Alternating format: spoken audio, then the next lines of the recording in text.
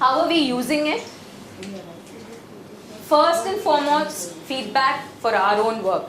Whatever we are doing, is it working well? Are we doing it right? Where is the hitch in the process? Sorry, can we just have one conversation here? If you have a doubt, you can direct it here. So the first thing is to feed it back into our process, right? Are we doing things right? Where is the hitch? So if we are looking at all of this, maybe we find that, you know what, the group work was the problem.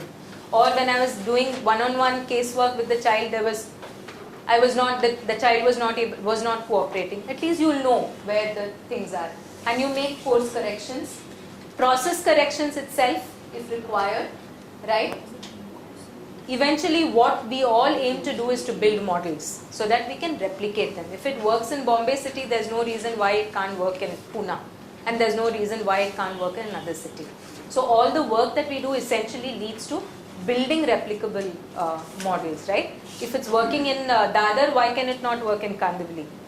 To really figure it out. Another huge way data is used is to evaluate personnel, right?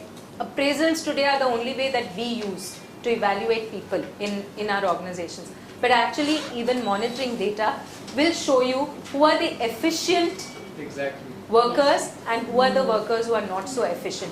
Regional data, for example, clearly says that, oh, you know what, in Patna it's happening really well, Bhopal there's a problem. Maybe the process is not a problem then, the environment is not a problem. Let me place Patna people in Bhopal and see suddenly things are picking up. So where is the problem then, right? And then assessing progress and planning really for the future. So this is all about monitoring.